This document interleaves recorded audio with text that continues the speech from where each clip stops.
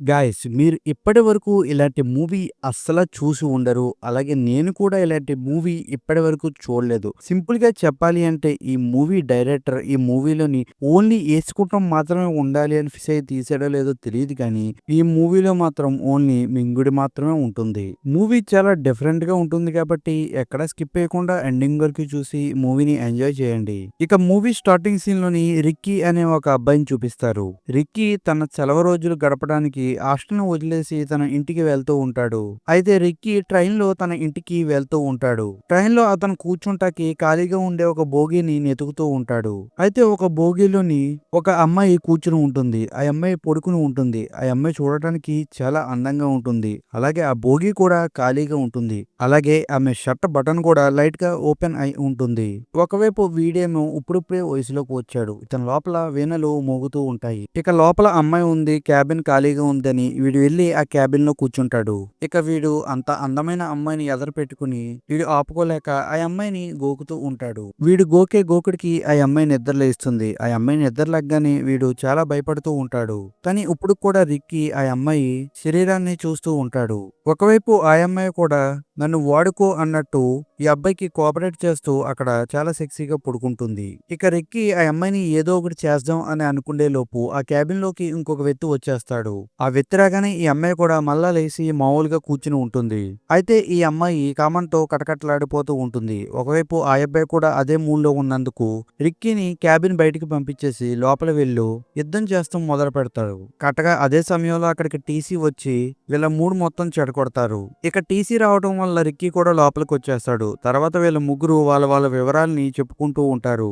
Ricky ఏమో నేను సెలవులు గడపడానికి మా ఊరికి వెళ్తున్నాను అని అంటాడు. ఒకవైపు ఈ అమ్మాయి ఏమో నా లవర్ ఫ్యామిలీని కలవడానికి వెళ్తున్నాను అని చెప్తుంది. కొద్ది సమయం తర్వాత ఆ అమ్మాయి ఈ అబ్బాయికి సైగ చేసి బాత్రూమ్ లోకి వెళ్ళిపోతుంది. ఆ అమ్మాయి వెనకాలే ఈ అబ్బాయి కూడా వాష్రూమ్ లోకి వెళ్ళిపోతాడు. ఇక వీళ్ళిద్దరూ ఆ బాత్రూమ్ డోర్ ని క్లోజ్ చేసి లోపల యుద్ధం చేయడం మొదలు పెట్టేస్తారు. ఒకవైపేమో రిక్కీ లోపల ఏం జరుగుతుందా అని తగలబడిపోతూ ఉంటాడు. ఎందుకంటే వాళ్ళిద్దరూ లోపలికి వెళ్ళి చాలా సమయం అవుతుంది. ఇక రిక్కీ కూడా ఆ బాత్రూమ్ దగ్గరికి వెళ్తేని అక్కడ యుద్ధం చేసే సౌండ్లు వినిపిస్తూ ఉంటాయి. బయట ఉన్న రిక్కీ ఆ సౌండ్లు వింటూ తగలబడిపోతూ ఉంటాడు. కొద్ది సమయంలో ఇంక రిక్కీ చచ్చిపోతాడు ఈ టెన్షన్ లో అనుకుండే లోపే స్టేషన్ వచ్చేస్తుంది. ఇక రిక్కీ ట్రైన్ దిగ్గానే రిక్కీ ఫాదర్ వచ్చి రిక్కీని పిక్ చేసుకుంటాడు. రిక్కీ ఫాదర్ పేరు వచ్చేసి డేవిడ్. ఇక్కడ డేవిడ్ ఇదే ట్రైన్ లోని నీ కొత్త మమ్మీ అంటే నా కొత్త లవర్ కూడా ఇదే ట్రైన్ లో వచ్చింది అని అంటాడు. కరెక్ట్ గా అదే సమయంలోని డేవిడ్ లవర్ సోఫియా ట్రైన్ దిగుతుంది. ఆ అమ్మాయి ఇంకెవరో కాదు ఇంతకు ముందే బాత్రూమ్ లో యుద్ధం చేసిన అమ్మాయి. అది చూడగానే రిక్కీ ఫీజులు కొట్టేస్తాయి. రిక్కీ ఇంతకు ముందే ఈ అమ్మాయితో యుద్ధం చేయాలి అని కలలుగన్నాడు. కానీ ఇప్పుడు ఈ అమ్మాయి తన ఫాదర్ లవర్ అని తెలుసుకుంటాడు. ఇక తర్వాత వీళ్ళ ముగ్గురు కారులో వెళ్తూ ఉంటేని డేవిడ్ రిక్కీతో నీ చిన్ననాటి స్నేహితులైన స్టెల్లా అలాగే జాక్ కూడా సెలవుల గురించి మన ఊరికి వచ్చారు అని అంటాడు. ఇక రిక్కీ ఇంటికి వెళ్ళగానే రిక్కీ వాళ్ళ గ్రాండ్ మదర్ రిక్కీని చూసి చాలా హ్యాపీ ఫీల్ అవుతూ ఉంటుంది. అలాగే రిక్కీ పిన్ని బాబాయ్ కూడా వచ్చి రిక్కీని పలకరిస్తారు. నెక్స్ట్ సీన్ లోని ఫ్యామిలీ మెంబర్స్ అందరూ భోజనం చేస్తూ ఉంటారు. ఆ భోజనం చేసే సమయంలోని సోఫియా ఈ రోజు నేను ట్రైన్ లో వస్తూ ఉన్నప్పుడు ఒకడు నన్ను బాత్రూమ్ తీసుకెళ్లి దబిడి దిబిడి చేసాడు. నాకు ఊపిరి కూడా అందలేదు అని చెప్తూ ఉంటుంది. ఒకవైపు రిక్కీ అది విని షాక్ అయిపోతూ ఉంటాడు. కానీ రిక్కీ వాళ్ళ ఫ్యామిలీ మెంబర్స్ అందరూ ఆ విషయాన్ని చాలా లైట్ గా తీసుకుని అవునా అని వదిలేస్తారు. ఈ సిచ్యువేషన్ లో మనందరికీ అర్థమవుతుంది ఈ ఫ్యామిలీ అంతా ఒక పెద్ద గలీజ్ ఫ్యామిలీ అని. ఒకవైపేమో బాబాయ్ గ్రేప్స్ తింటూ బిజీగా ఉంటాడు. పిన్నేమో క్రీమ్ ని నాకుతూ ఉంటుంది. అయితే రిక్కీ ఫాదర్ కి మదర్ కి విడాకులు అయిపోయి ఉంటాయి. అందుకే రిక్కీ తన మదర్ దగ్గరే ఉంటాడు. అప్పుడప్పుడు తన ఫాదర్ ని చూడటానికి వస్తూ ఉంటాడు. అయితే రిక్కీ తన ఫాదర్ దగ్గర చాలా తక్కువ రోజులు మాత్రమే ఉన్నాడు. అందుకు రిక్కీకి ఇక్కడ జరిగే సిచ్యువేషన్స్ అన్ని చాలా షాకింగ్ గా ఉంటాయి. ఒకవైపు రిక్కీ లోపల తన ఫ్యామిలీ మెంబర్స్ అందరినీ కలిసినందుకు ఆనందంగా ఉన్నా గానీ వీళ్ళేంట్రా బాబు ఇంత ఫ్రీగా మాట్లాడుకుంటున్నారు అన్న షాకింగ్ మాత్రం తన మైండ్ లో అలాగే తిరుగుతూ ఉంటుంది. ఒకవైపు ఆ ఫ్యామిలీలో ఉన్న సభ్యులందరూ కూడాని ఎక్కడ పడితే అక్కడ ఎవరితో పడితే వాళ్ళతోని యుద్ధాలు చేసేస్తూ ఇలా మనుషులా కామ కుక్కలా అన్నట్టు బిహేవ్ చేస్తూ ఉంటారు. ఒకవైపు రిక్కీ గ్రాండ్ మదర్ మందు తాగకుండా ఒక్క నిమిషం కూడా ఉండలేదు. ఇంకొక వైపు రిక్కీ బాబాయ్ అయిన అబ్రార్‌కి పియానో వాయించడం అంటే చాలా ఇష్టం. అలాగే వాళ్ళ ఇంటి పని మనిషితో కూడా ఎప్పుడు పడితే అప్పుడు యుద్ధాలు చేస్తూ ఉంటాడు. ఇక ఇతని భార్య దగ్గరికి వస్తే ఈమె పేరు లీసా. ఈమె పనమ్మాయితో చెయ్యని పనులంటూ ఏమీ ఉండవు. అన్ని పనులు చేసేస్తూ ఉంటుంది. ఒక రకంగా చెప్పాలి అంటే లెస్బియన్స్ అంటారు చూడండి ఆ టైప్ అన్నమాట. ఒకవైపు ఈ పనమ్మాయి పేరొచ్చేసి లైలా. ఈమె ఇంట్లో పని చేయడంతో పాటుగాని ఇంట్లో ఉన్న వాళ్ళందరితోని యుద్ధం చేస్తమే ఒక పని కింద పెట్టుకుని ఉంటుంది. నెక్స్ట్ సీన్‌లోని అబ్రాడ్ పియానోని ప్లే చేస్తూ ఉండగా లీసా అతన్ని చూస్తూ ఉంటుంది. కరెక్ట్‌గా అదే సమయంలోని పని మనిషి లైలా కేక్‌ని తీసుకుని వస్తుంది.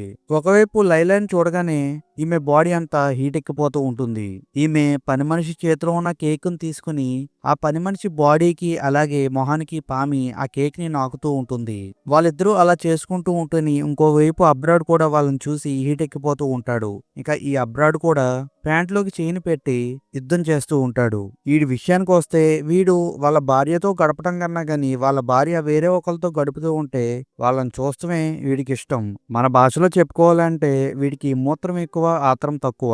నెక్స్ట్ సీన్‌లో రిక్కీ తన ఫ్రెండ్ జాక్‌ని కలుస్తాడు. వీళ్ళిద్దరూ కలిసి యుద్ధం చేసుకునే వీడియోల్ని చూస్తూ ఉంటారు. తర్వాత వీళ్ళిద్దరూ స్టెల్లా దగ్గరికి వెళ్తారు. ఇక వీళ్ళ ముగ్గురు కలిసి బోటింగ్‌కి వెళ్తారు.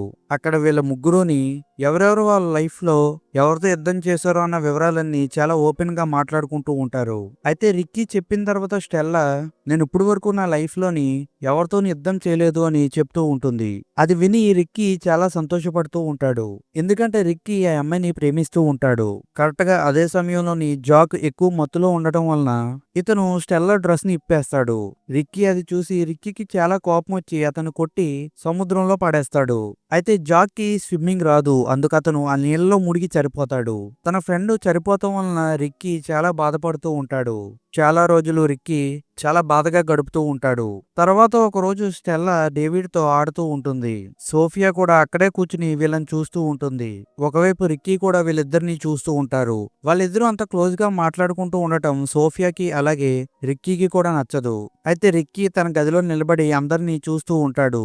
ఒకవైపు స్టెల్లా డేవిడ్ ఆడుకుంటూ ఉంటారు. ఇంకొక వైపు అబ్రాడ్ అలాగే ఈమె వైఫ్ పని మనిషితో యుద్ధం చేస్తూ బిజీగా ఉంటారు. వీళ్ళందరినీ ఒకవైపు చూస్తున్న రిక్కీ కూడా రగిలిపోతూ ఉంటాడు. ఇతని బాడీలో కూడా వీణలు డాన్స్ చేస్తూ ఉంటాయి. తర్వాత పనమ్మాయి రిక్కీకి భోజనాన్ని తీసుకొస్తుంది. ఒకవైపు రిక్కీ కామంతో కటకటలాడిపోతున్నాడు కాబట్టి ఆ పనమ్మాయి మీద పడి ఆమెతో యుద్ధం చేయాలి అని అనుకుంటాడు. ఒకవైపు ఆ పనమ్మాయి భయంతో అతని దగ్గర నుంచి తప్పించుకోవాలి అని అనుకుంటూ ఉంటుంది. ఒకవైపు రిక్కీ ఏమో మృగంలాగా ఆ పనమ్మాయి మీద పడుతూ ఉంటేని ఆ అరుపులకి డేవిడ్ వచ్చి రిక్కీని లాగి చెంపపై కొట్టి ఆపేస్తాడు. ఆ రోజు నైట్ డేవిడ్‌కి రిక్కీ ఎందుకు అలా చేస్తున్నాడో అర్థమవుతుంది. ఇక తర్వాత రోజు డేవిడ్ రిక్కీని, సోఫియాని, స్టెల్లాని తీసుకుని రోమియో జూలియట్ అనే సిటీకి తిరగడానికి వెళ్తారు. కొంచెం సమయం అయిన తర్వాత వీళ్ళందరూ హోటల్‌కి వెళ్తారు. డేవిడ్ రిక్కీకి, స్టెల్లాకి కలిపి ఒక రూమ్ ని తీసుకుంటాడు. నెక్స్ట్ సీన్ లోని డేవిడ్, రిక్కీ కూడా ఒక ప్లేస్ లో కూర్చుని వాళ్ళిద్దరి గురించి ఎదురు చూస్తూ ఉంటారు. ఒకవైపు డేవిడ్ తన కొడుక్కి ఆ పని చేయటం ఎలా చేస్తే బాగుంటుందో టిప్స్ ఇస్తూ ఉంటాడు. డేవిడ్ తన కొడుకు ఆ అమ్మాయితో సుఖపడాలి అని అనుకుంటూ ఉంటాడు. ఒకవైపు రిక్కీ డేవిడ్ మాటలు వింటూ చాలా సిగ్గుపడుతూ ఉంటాడు. అలా కొద్ది సమయం అయిన తర్వాత వీళ్ళిద్దరూని అక్కడి నుంచి వెళ్లి అమ్మాయిల గురించి మాట్లాడుకుంటూ వాళ్ళ బాడీ పార్ట్స్ గురించి మాట్లాడుకుంటూ వీళ్ళిద్దరూ ఎంజాయ్ చేస్తూ ఉంటారు. కొద్దిసేపట్లోని ఇద్దరు అమ్మాయిలు కూడా తిరిగి వచ్చేస్తారు. తర్వాత వీళ్ళ నలుగురు కలిసి రోమియో జూలియట్ మాట్లాడుకుండే ప్లేస్ కి వెళ్తారు. ఈ ప్లేస్ స్పెషాలిటీనే అది. నిజమైన రోమియో జూలియట్ ఈ ప్లేస్ లోనే కలుసుకుని మాట్లాడుకుండే వాళ్ళంట. ఆ ప్లేస్ లోని స్టెల్లా జూలియట్ కింద యాక్ట్ చేస్తూ ఉంటుంది. ఎందుకంటే రిక్కీ తన రోమియో అవ్వాలి అని ఈమె కోరిక. కానీ రిక్కీ మాత్రం రోమియో లాగా యాక్ట్ చేయడు. అందుకు స్టెల్లా బాధపడుతుంది అని డేవిడ్ రోమియో కింద యాక్ట్ చేస్తూ ఉంటాడు. ఒకవైపు సోఫియా చాలా అలసిపోవడం వలన నేను రూమ్ కి వెళ్తున్నాను అని డేవిడ్ కి చెప్పి అక్కడి నుంచి వెళ్ళిపోతుంది. ఇది ఇలా ఉంటే స్టెల్లా, డేవిడ్ యాక్టింగ్ చేసుకుంటూ రూమ్ లోకి వెళ్లి ఎంత సమయం అయినా గానీ బయటికి రారు. రిక్కీ వాళ్ళని ఎతుక్కుంటూ లోపలికి వెళ్తాడు. ఆ బంగ్లా లోపల వాళ్ళిద్దరూ ఆడుకుంటూ ఉంటారు. ఒకవైపు రిక్కీకి వాళ్ళ ప్రవర్తన మీద అనుమానం కలుగుతూ ఉంటుంది. అందువలన వాళ్ళని ఫాలో చేస్తూ వెళ్తూ ఉంటాడు. అయితే వాళ్ళు చూస్తూ ఉండగానే మాయమైపోతారు.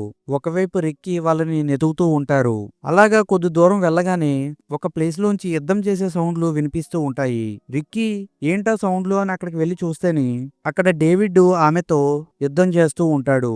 అది చూసి రిక్కీ చాలా బాధపడతాడు. రిక్కీ గట్టిగా ఏడుస్తూ హోటల్కి వెళ్ళిపోతాడు. రిక్కీ రావటం సోఫియా చూస్తుంది. సోఫియాకి అక్కడ ఏం జరిగిందన్న విషయం అర్థమైపోతుంది. స్టెల్లా ఎవరితోనూ ఉన్నట్టుంది, అది చూసి ఈడు ఏడుస్తున్నాడు అని. సోఫియా చాలా అందంగా రెడీ అయ్యి రిక్కీ రూమ్ కి వెళ్తుంది. అక్కడ రిక్కీ ఒక చిన్న పిల్లోడ్లాగా గుక్క పెట్టి ఏడుస్తూ ఉంటాడు. సోఫియా ఎందుకు ఏడుస్తుందో అని అడిగితేని రిక్కీ అక్కడ జరిగిందంతా సోఫియాతో చెప్తాడు. అదంతా విన్న సోఫియా, నువ్వు కావాలి అంటే నీ వేడిని నేను తగ్గిస్తాను అని అంటుంది. రిక్కీ చాలా కోప్పడి ఆమెని దూరంగా ఉండమని చెప్తాడు. కానీ ఆమె మాత్రం నీ మాట ఇనేదేంట్రా అన్నట్టు స్లోగా తన బట్టలన్నీ ఇప్పేసుకుని రిక్కీ దుప్పట్లోకి దూరిపోతుంది. ఇక రిక్కీ కూడా ఏమీ చేయలేక సోఫియాతో ఆ నైట్ అంతా పండగ చేసుకుంటాడు. ఇక తర్వాత రోజు వీళ్ళ నలుగురు ఇంటికి బయలుదేరుతూ ఉంటారు. వెళ్లే దారిలోని సోఫియా రిక్కీ చాలా హ్యాపీగా ఉంటారు గాని డేవిడ్ స్టెల్లా మాత్రం చాలా సైలెంట్ గా ఉంటారు. కొన్ని రోజుల వరకు రిక్కీ స్టెల్లాతో మాట్లాడకుండా ఉంటాడు. స్టెల్లా మాత్రం రిక్కీతో మాట్లాడదామని ట్రై చేస్తూ ఉంటుంది. నెక్స్ట్ డే రిక్కీ మదర్ నిక్కీని తీసుకువెళ్ళడానికి వస్తుంది.